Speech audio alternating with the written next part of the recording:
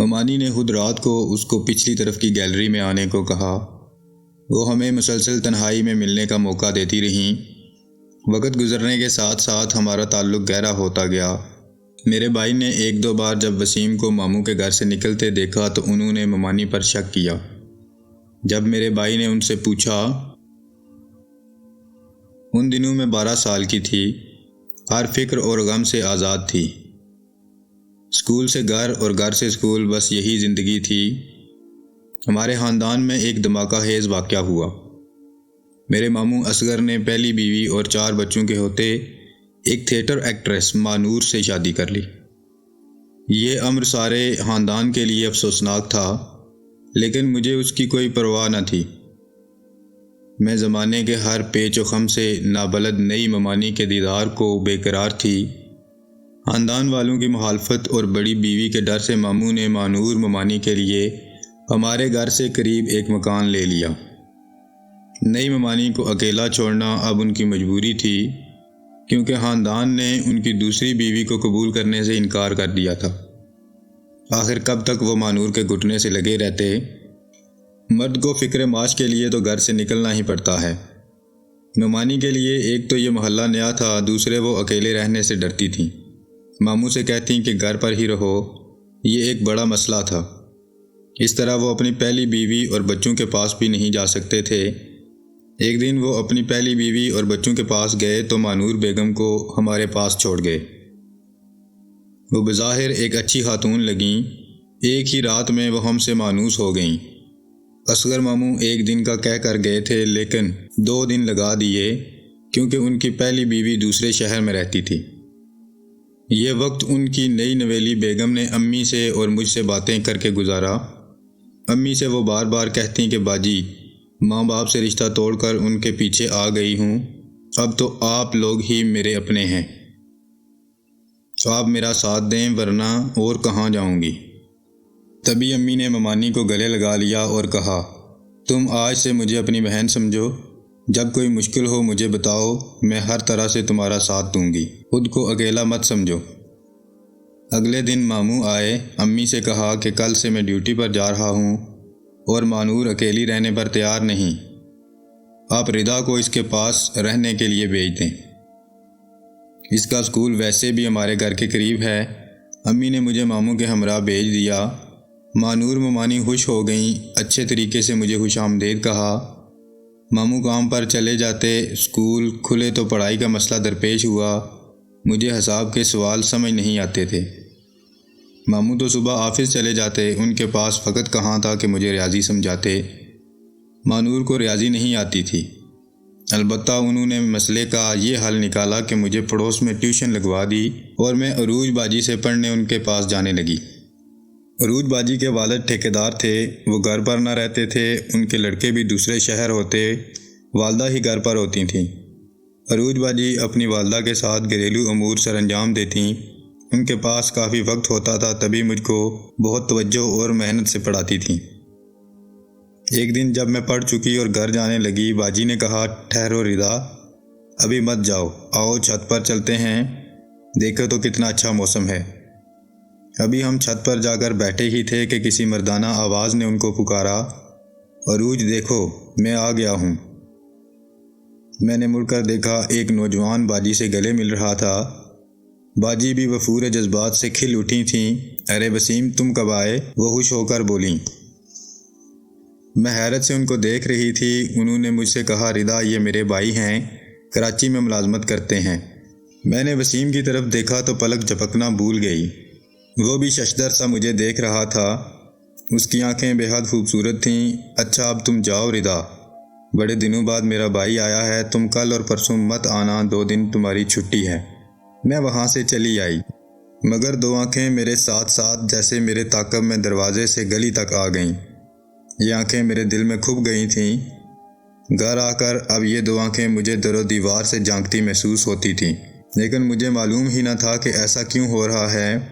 میں نے ممانی کو بھی بتایا کہ عروج باجی کا بھائی آیا ہوا ہے اور اس کی آنکھیں بہت خوبصورت ہیں۔ یہ آنکھیں مجھے گھر میں ادھر ادھر بکھری نظر آتی ہیں۔ میری بات سن کر ممانی ایک خاص ادا سے مسکرا دیں۔ تیسرے دن جب میں پڑھنے باجی کے گھر پہنچی، وہ ان کے پاس بیٹھا ہوا تھا۔ میں نے سلام کیا، وہ بغیر جواب دیے مسکرا کر اٹھ گیا۔ سلام کا جواب باجی نے دیا۔ تھوڑی دیر بعد جب میں نے کھڑکی پر نظر ڈالی، مجھے گمان ہوا 2 خوبصورت آنکھیں مجھے کھڑکی کی اوٹ سے دیکھ رہی ہیں۔ طبیعت کی خرابی کا بہانہ کر کے میں وہاں سے لوٹ آئی۔ گھر آئی تو کوئی عجب سی پریشانی بھی میرے تعاقب میں آئی۔ ایک ممانی ہی میری رازداں تھی۔ ان کو بتایا کہ آج وہ آنکھیں مجھے پریشان کرنے کو پردے کے پاس موجود تھیں، تو انہوں نے کہا میرا خیال ہے وہ لڑکا تم کو پسند کرنے لگا ہے۔ ایک روز میں ٹیوشن لینے گئی تو باجی گھر پر نہ تھیں۔ کچھ دیر میں ان کی امی کے پاس بیٹھی رہی۔ گھر آنے لگی تو وسیم نے کہا آؤ میں تمہیں پڑھا دوں، کیوں آج پڑھائی کا حرج کرتی ہو؟ میں نے آنٹی کی طرف دیکھا تو وہ بولی ہاں بیٹی پڑھ لو۔ میں پڑھنے کو بیٹھ گئی۔ اس نے مجھے زیادہ سے زیادہ سوال سمجھائے، شاید وہ یہ چاہتا تھا کہ میں کچھ اور بھی وقت وہاں رکوں۔ ابھی وسیم کے پاس بیٹھی پڑھ رہی تھی کہ عروج باجی آ گئیں۔ باقی جو کچھ رہ گیا تھا وہ باجی نے پڑھا دیا۔ پھر آئے دن یہ ہونے لگا کہ باجی گھر پر نہ ہوتی مگر وسیم موجود ہوتا۔ وہ مجھے پڑھانے لگتا اور میں بیٹھ جاتی۔ آنٹی نے ایک دن کہا بیٹی تمہاری عروج باجی کو روز بازار جانا ہوتا ہے، وسیم سے بڑے بھائی کی شادی کے لیے کچھ خریداری کرنی ہوتی ہے، اس لیے وہ مصروف ہو گئی ہیں۔ مجھے وسیم سے کچھ شکایت نہ تھی مگر ایک مسئلہ تھا کہ جب وہ میری طرف دیکھتا تو نروس ہو جاتی۔ میں اس انداز نظر سے ناآشنا تھی، اس لیے الجھن ہوتی تھی۔ رفتہ رفتہ میں اس انداز نظر کی عادی ہو گئی۔ اب یہ حال تھا کہ جس روز وسیم نہ ہوتا دل بجھ جاتا، دل عروج باجی سے پڑھنے میں نہ لگتا اور جلد از جلد وہاں سے بھاگنے کی کوشش کرتی۔ ایک دن میں چونک گئی جب اسکول سے نکلی، اس کو گیٹ کے قریب ٹہلتے دیکھا۔ خیر اس نے مجھے کچھ نہ کہا۔ اس دن میں ممانی مانور کے گھر جانے کے بجائے اپنے گھر چلی گئی۔ ان کا گھر راستے میں پڑتا تھا۔ وہ تیز تیز چلتا مجھ سے پہلے گھر پہنچ گیا اور جب میں ماموں کے گھر کے سامنے سے گزر کر امی کے پاس جا رہی تھی، وہ اپنے دروازے پر کھڑا ملا۔ اس نے ہاتھ کے اشارے سے سلام کیا۔ میں پھر بھی نہ سمجھی کہ یہ سب کیوں اور کیا ہے۔ اب تو اکثر جب امی ابو کے گھر جاتی وہ اپنے گھر کے آس پاس ملتا اور ہاتھ کے اشارے سے سلام کرتا۔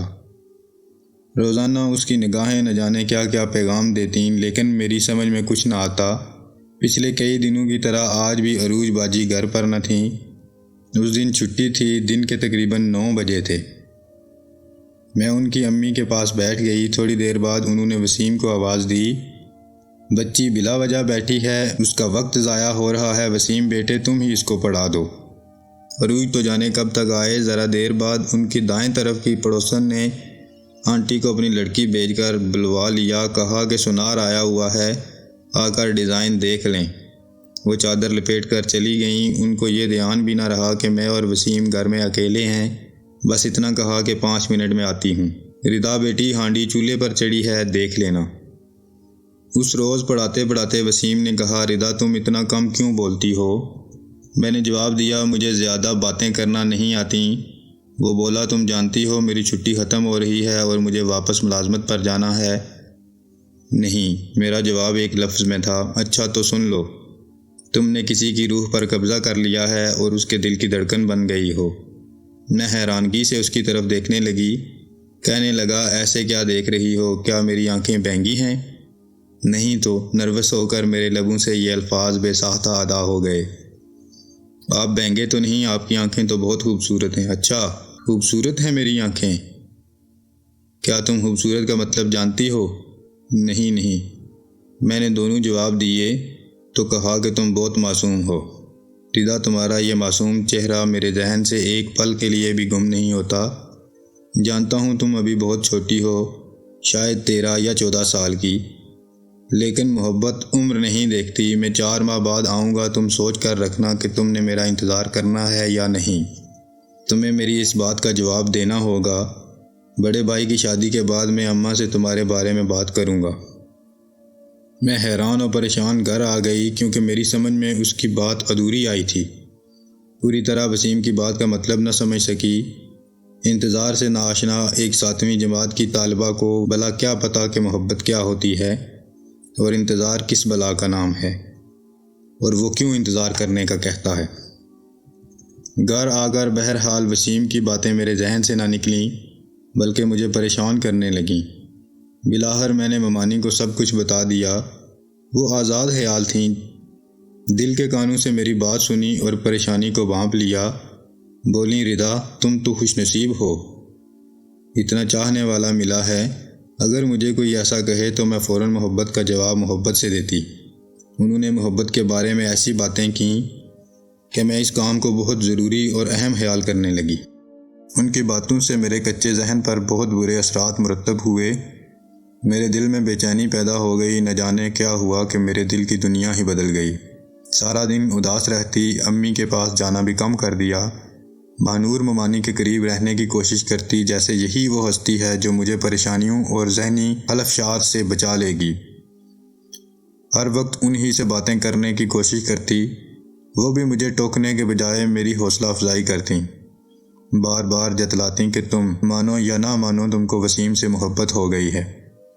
اور یہ کوئی بری بات نہیں، یہ بات انہوں نے بار بار مجھے اس طرح یاد کرا دی کہ میں نے محسوس کیا اب میں وسیم کے بغیر نہیں رہ سکتی۔ مجھے محبت کا مطلب سمجھ میں آنے لگا کہ ہر وقت جس کی یاد ستائے، ہر دم جس کی کمی محسوس ہو، سمجھو کہ اس سے محبت ہو گئی ہے۔ میں اب کھل کر وسیم کا نام لینے لگی۔ پڑھائی سے دل اچاٹ ہو گیا، سوچتی کیا واقعی محبت انسان کو پاگل بنا دیتی ہے؟ میری حالت بھی ان دنوں پاگلوں جیسی ہو گئی تھی۔ اس حالت میں ممانی نے میری بہت دلجوئی کی، بہت خیال رکھا۔ اب سوچتی ہوں کہ ان کا یہ لگاؤ برا برتاؤ ان کی دوستی نہیں بلکہ دشمنی تھی۔ اگر ان کو مجھ سے دشمنی نہ ہوتی تو وہ مجھ کو سمجھاتیں، نہ کہ اس عذاب میں داخل کرتیں اور ایسے روگ میں مبتلا کر دیتیں کہ جس سے میں قطعی نہ آشنا تھی۔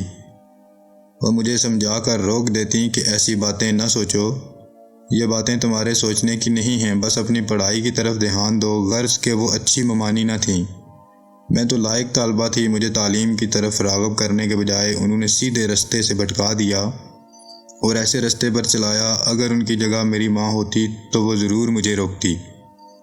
یہ 4 ماہ مجھ پر صدیوں کی طرح باری گزرے۔ بالآخر وسیم لوٹ آیا، میرا دل کھل اٹھا، ہر وقت دھڑکنیں تیز رہنے لگیں، ممانی اس کے نام سے چھیڑنے لگیں۔ میں عروج باجی کے گھر گئی، اس نے میرا ہاتھ تھام لیا اور سوال کا جواب مانگا۔ مجھ سے جواب بن نہ پڑا تو رونے لگی۔ مجھے روتا دیکھ کر وہ بے قرار ہو گیا، بولا مجھے یقین تھا میری محبت کا طوفان تمہارے دل میں ضرور تباہی مچا دے گا، تم نہیں جانتی میں تم سے کتنی محبت کرتا ہوں۔ اب میں ان کے گھر جاتی، کسی نہ کسی بہانے ایک طرف ہٹ جاتا اور مجھے ادھر بلا لیتا۔ ان کے گھر والوں سے چھپ کر ہماری ملاقاتیں ہونے لگیں۔ میں ساری باتیں ممانی کو ضرور بتاتی۔ وہ کہنے لگیں اگر عروج کے گھر وسیم سے بات کرنے سے تمہیں خوف آتا ہے تو اپنا گھر تو محفوظ ہے، تمہارے ماموں آفس گئے ہوتے ہیں، تم اسے یہاں بلا کر مل لیا کرو۔ لیکن میں دن میں اس کو بلانے سے ڈرتی تھی کہ ہمارے گھر بھی لوگ آتے جاتے تھے، لہٰذا مانور نے یہ حل نکالا کہ میں اس کو رات کو بلایا کروں جب ماموں اصغر گہری نیند سو جائیں یا وہ اپنے پہلے والے گھر گئے ہوئے ہوں۔ سو ممانی نے خود رات کو اس کو پچھلی طرف کی گیلری میں آنے کو کہا، خود 2-4 منٹ بات کی اور ہم دونوں کو تنہا چھوڑ کر چلی گئیں۔ وہ ہمیں مسلسل تنہائی میں ملنے کا موقع دیتی رہیں۔ اس وقت تو میں ان کو اپنا سب سے بڑا محسن سمجھتی تھی۔ وقت گزرنے کے ساتھ ساتھ ہمارا تعلق گہرا ہوتا گیا۔ سچ کہتے ہیں کہ ایسا تعلق زیادہ دیر چھپا نہیں رہتا۔ میرے بھائی نے 1-2 بار جب وسیم کو ماموں کے گھر سے نکلتے دیکھا تو انہوں نے ممانی پر شک کیا۔ جب میرے بھائی نے ان سے پوچھا کہ یہ پڑوسی لڑکا کیوں تمہارے گھر آتا ہے تو انہوں نے الٹا وار کر دیا اور طوفان کھڑا کر دیا کہ کرتوت تمہاری اپنی لاڈلی بہن کے اور الزام مجھ پر لگایا جا رہا ہے۔ اس بات کو ثابت کرنے کے لیے ممانی نے میرے بھائیوں کو گھر پر بلا لیا۔ مجھے اور وسیم کو معاملے کی خبر نہ کی۔ جب وسیم مجھ سے ملنے آیا تو بھائیوں کو ممانی نے خبر کر دی۔ وہ تو میرے بارے میں ایسا سوچ بھی نہ سکتے تھے اور نہ ہم ہی سوچ سکتے تھے کہ یہ خاتون ہمیں یوں رسوا کریں گی۔ میرے بھائیوں نے وسیم کو پکڑ لیا اور خوب مارا اور مجھے بالوں سے پکڑ کر گھسیٹتے ہوئے گھر لے آئے اور مارا۔ میں مار کھاتی رہی۔ میرا اسکول جانا بند ہو گیا اور بھائیوں نے امی سے کہا کہ اس کی جلد از جلد شادی کر دو۔ گھر والے تو میرے لیے اجلت میں رشتہ ڈھونڈ رہے تھے اور مجھے وسیم کی فکر لگی ہوئی تھی۔ ایک روز موقع پا کر بڑی مشکل سے میں گھر سے نکل کر اس سے ملنے چلی آئی۔ وہ اپنی بیٹھک میں تھا اور بیرونی در کھلا تھا۔ میں گلی سے ہی بیٹھک میں چلی گئی، لیکن اس نے مجھ سے بات کرنے کے بجائے منہ پھیر لیا۔ وہ میرے بھائیوں سے ڈرا ہوا تھا۔ جب میں نے دوبارہ مخاطب کیا تو بولا، ردا، میں تم سے محبت نہیں کرتا۔ وہ میری بھول تھی، اب تم مجھ سے ملنے کبھی مت آنا۔ میری شادی میری کزن سے ہو رہی ہے، اب تم چلی جاؤ، میری اور اپنی شامت مت بلاؤ۔ مجھے اس سے ایسے جواب کی توقع نہ تھی۔ دل کو ٹھیس لگی، مجھے سخت تکلیف پہنچی، مگر کچھ نہ کہہ سکتی تھی۔ روتی ہوئی گھر آ گئی، جس پر سب کچھ قربان کر دیا۔ اس نے جان کے خوف سے مجھ سے منہ موڑ لیا، لیکن یہ اچھا ہی ہوا، مجھے سبق تو مل گیا کہ ماں باپ کی عزت کا جنازہ نکال کر میں کتنی بڑی غلطی کی تھی۔ گھر میں میری شادی کی تدبیریں ہو رہی تھیں اور مجھے شادی سے کوئی دلچسپی نہ تھی۔ شادی کیا تھی، بس مجھے بنا سنوار کر ایک مقبرے میں زندہ دفن کیا جانا تھا۔ دولہا میرے والد کی عمر کا تھا، جس کی بیوی وفات پا چکی تھی۔ والدہ اور والد دیکھتے رہ گئے اور جوان بھائیوں نے اپنی عزت پر آنچ آنے کے خوف سے میری شادی کرا دی۔ شادی کے 10 برس بعد میرا شوہر دمہ کے مرض سے وفات پا گیا۔ جوانی میں بیوہ ہو گئی۔ شوہر کی کافی جائیداد تھی، مجھے بھی حصہ ملا۔ میں نے دوبارہ شادی نہ کی، اب شادی کی چاہ نہ رہی تھی۔ مجھے کم سنی میں ایک غلط عورت کے گھر رہنے کی یہ بہت بڑی سزا ملی۔ آج بھی سوچتی ہوں کہ میری اس بربادی میں کس کا قصور تھا؟ میری والدہ کا، جنہوں نے مجھے ایک غیر عورت کے سپرد کیا، یا اس عورت کا جس نے مجھے اپنی ڈگر پر چلایا اور حفاظت کرنے کے بجائے مجھے تہی دامن اور رسوا کر دیا؟ ناظرین، اگر آپ کو ویڈیو اچھی لگی تو اس چینل کو ضرور سبسکرائب کر لیں۔ شکریہ۔